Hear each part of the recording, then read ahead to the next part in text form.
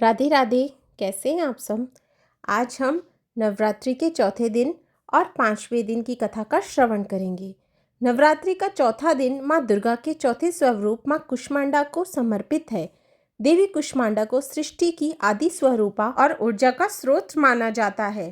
धार्मिक मान्यता के अनुसार माँ भगवती के इस स्वरूप की पूजा करने से भक्तों को आरोग्य, जीवन, समृद्धि और शक्ति प्राप्त होती है।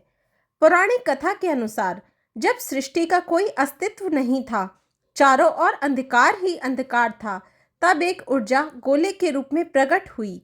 इस गोले से बेहद तेज प्रकाश उत्पन्न हुआ और देखते ही देखते यह नारी के रूप में परिवर्तित हो गया। माता ने सबसे पहले 3 देवियों महाकाली, महालक्ष्मी, महासरस्वती को उत्पन्न किया। महाकाली के शरीर से एक नर और नारी उत्पन्न हुए। नर के 5 सिर और 10 हाथ थे, उनका नाम शिव रखा गया। और नारी का 1 सिर और 4 हाथ थे, उनका नाम सरस्वती रखा गया। महालक्ष्मी के शरीर से नर और नारी का जन्म हुआ। नर के 4 हाथ और 4 सिर थे, उनका नाम ब्रह्म रखा और नारी का नाम लक्ष्मी रखा गया।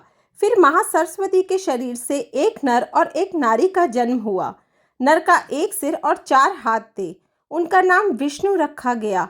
और महिला का 1 सिर और 4 हाथ थे, उनका नाम शक्ति रखा गया।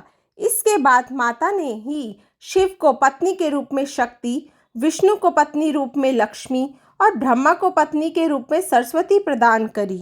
ब्रह्मा को सृष्टि की रचना, विष्णु का पालन और शिव को संहार करने का जिम्मा सौंपा।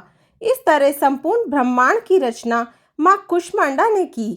ब्रह्मांड की रचना करने की शक्ति रखने वाली माता को कुष्मांडा के नाम से जाना गया। माँ कुष्मांडा की कथा समाप्त हुई। कुष्मांडा माता की जय। नवरात्रि के पंचम दिन माँ स्कंद माता की उपासना की जाती है। माता को अत्यंत दयालु माना जाता है। साथ ही माता का यह स्वरूप मातृत्व को परिभाषित करता है।